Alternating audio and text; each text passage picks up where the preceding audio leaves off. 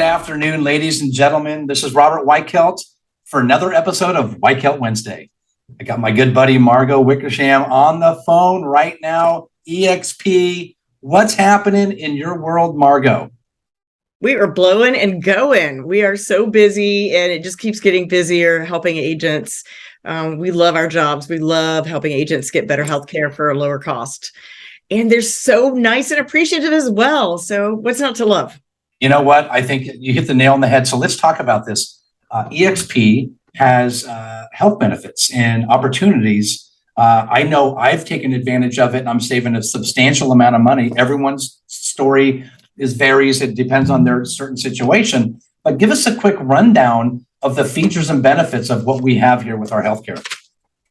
Sure. I mean, as you know, it's really tough for 1099s because we don't have access to the traditional group sponsored plans from employers.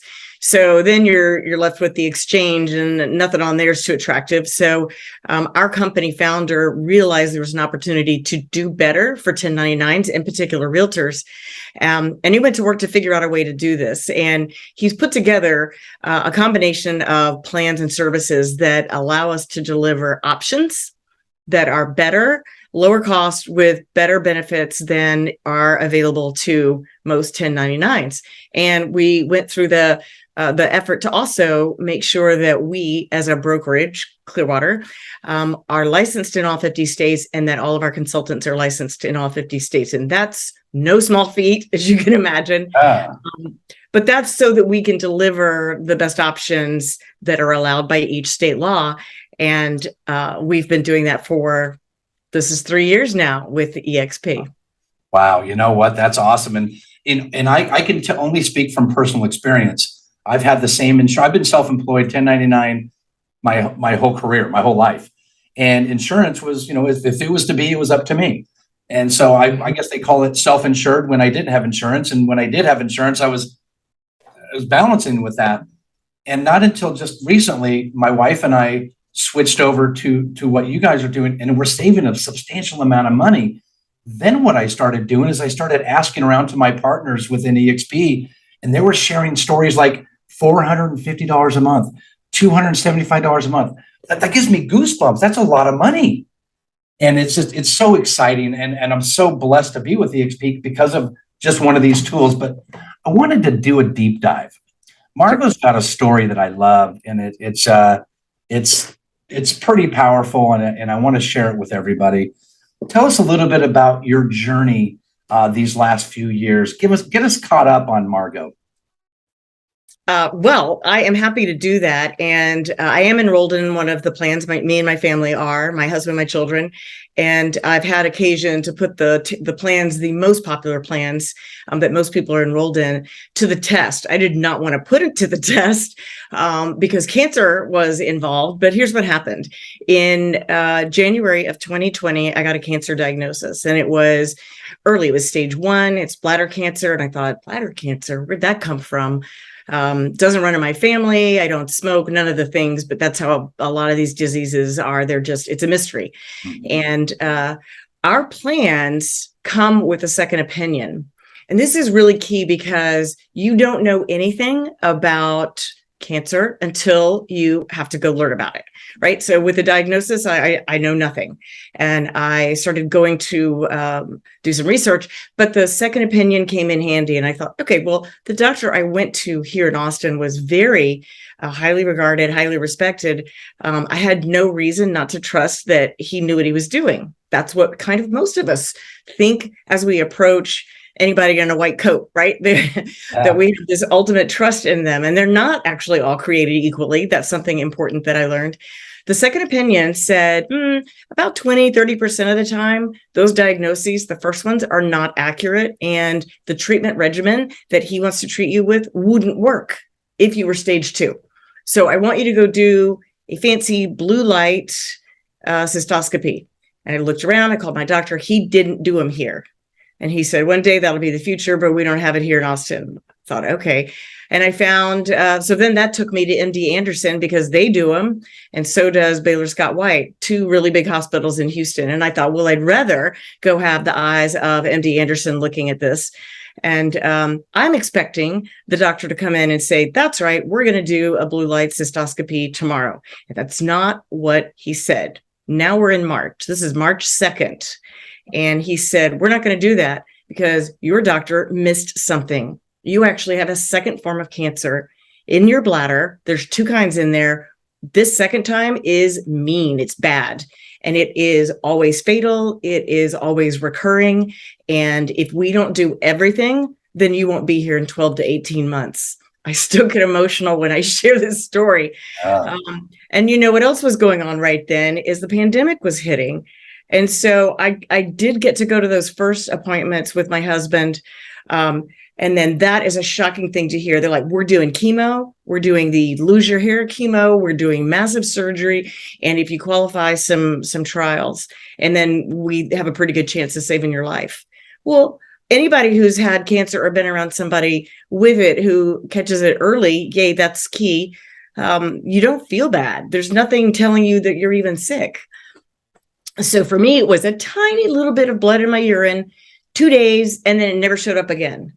And I actually learned also from my own experience to advocate for yourself very strongly and listen to your instincts. I talked to my OBGYN's nurse when I first noticed that, and she said, well, it's just keep an eye on it. And I thought, no, I'm not doing that. I'm not keeping an eye on it. And I'm really glad I did, because all of these things, not keeping an eye on it, go to the doctor, getting a second opinion, go to the best doctors you can find, and then say yes to everything they tell you to do is what saved my life. Mm-hmm. And this was hard enough to go through, but then because we were now in lockdown and quarantine, nobody could come in the hospital with me.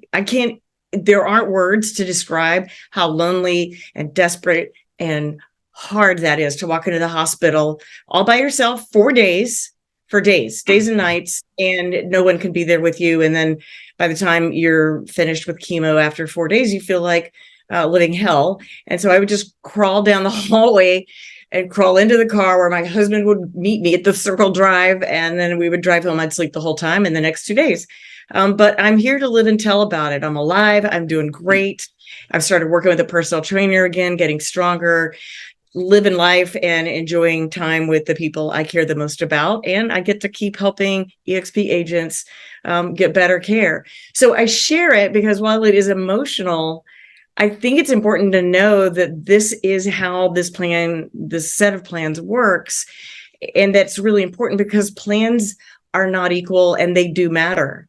Mm-hmm. So here I had $450,000 worth of treatment with the chemo and the surgery, and I'm out $1,500. That's it. That's a big deal. And I want to drive that point home. Most agents that I know don't have healthcare. They're self-insured, which is certainly okay. But when something like what you had to go through rears its ugly head, $1,500 is all you had to pay. Self-insured would have been $450. That would have been devastating to anybody. And because us agents at EXP have these benefits, it just makes it a lot easier for agents to be covered and insured and have that sense of calm knowing that you are insured. Nobody likes to pay insurance, but you do pay the good insurance stuff. And that's key.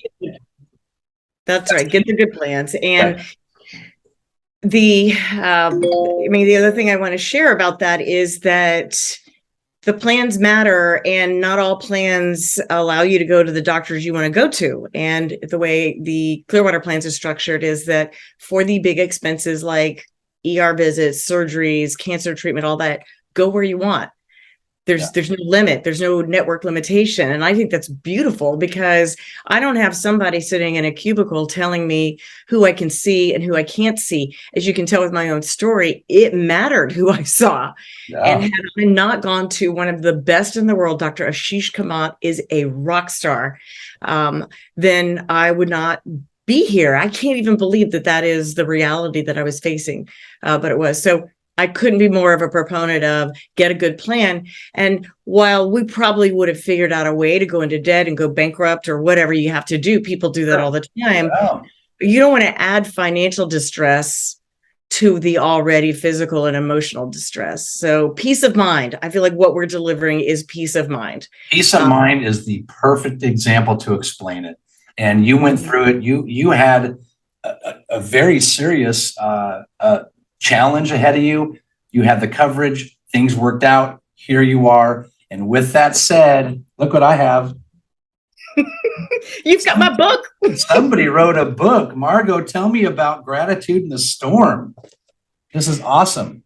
Well, thank you. I realized that as I began sharing my story with EXP agents to show them how the plan worked, I got feedback that was encouraging, because they were saying, no, this is encouraging and uplifting in general as a story. We don't know how you went through all that during COVID and the quarantine. And then I joke to say 2020, COVID wasn't in my top 3, and it wasn't. There was cancer, there was death. I lost my mother. There was it was a terrible year, in a way, but in another way, I'm here because I got to go see the best doctors. And that's where the gratitude is. So I have throughout my life leaned on, okay, what can I be grateful for? No matter how frustrated or upset or discouraged I might get, I call it the gratitude game. And I would be like, the grateful game. Okay, what can I be grateful for? Okay, I have 2 eyes. They both work. That's great. I have clean drinking water. The sun is shining today. I am not living in a war zone. I mean, when you think about it, there's a lot that you can focus on to feel grateful for. And focusing on that kind of creates this positive gratitude storm within. And that helps get through really rough times when you're like, I'm all alone and I'm in the hospital and I've got these chemicals going into me and I feel terrible. And so I felt compelled to share the story in case it's helpful for other people who were going through either a cancer battle or some other difficult chapter. What I also realized was just not dying is enough to keep fighting. There's days when you go, I am not Wonder Woman today. I'm not even close. I don't feel motivated. I don't feel strong. I don't feel brave. I just want to close my eyes. And for the first time in my life, I felt like giving up. And when I recognized that I felt like giving up, it was almost like an invisible person became visible all of a sudden. It shocked me because I hadn't felt that way before. And I thought about my why, like you do. And it was the relationships in my life. I thought, okay, for them, I'll keep living. And I realized that day when I felt so terrible after the surgery, really all I had to do to keep fighting that day was to stay alive. And then as I got stronger, I could feel more empowered, more strong, and more courageous and keep fighting. It's okay when you don't feel like it. And I think the other thing I wanted to share was, I think we could do ourselves a favor to lower the expectations of what being brave and courageous looks like, so that when we aren't feeling brave and courageous, we don't feel like we're failing at fighting. It can look however it needs to look. And some days are easier than others. And I really want to get that message out there that let's be kind to ourselves as we're going through tough times. And if you feel like you're supposed to look like a superhero and you don't, just remember, not dying is all you have to do to keep fighting. You know what? And I love that. I recommend everybody get out there and get this book. I tell you, it's I'm grateful for having you tell us your story. We've known each other for a while, and I just happen to just adore you and think you're just a wonderful, wonderful person. And you come from such contribution. And that's like a lot of the folks at EXP. Everybody comes from contribution. You're no different. So I am grateful for you. I appreciate your story. I can't wait to continue our conversations, many, many conversations. And but for now, I am saving money, and I have the exact same coverage. If I could drive any message home for the agents that are watching this, get health insurance, get these things going. Call me, reach out to me, and let me know, and I can walk you through. And I'll introduce you to Margo and her wonderful team. So, Margo, thank you for being my guest today on Weichelt Wednesday. It is absolutely awesome. Absolutely, my pleasure. Always fun. And what you talked about with contribution, that's what you feel with everybody you talk to at EXP. It's just a joy. Yeah. Well, you heard it here first, guys. It's Robert Weichelt with Margo for another episode of Weichelt Wednesday. Have a great day.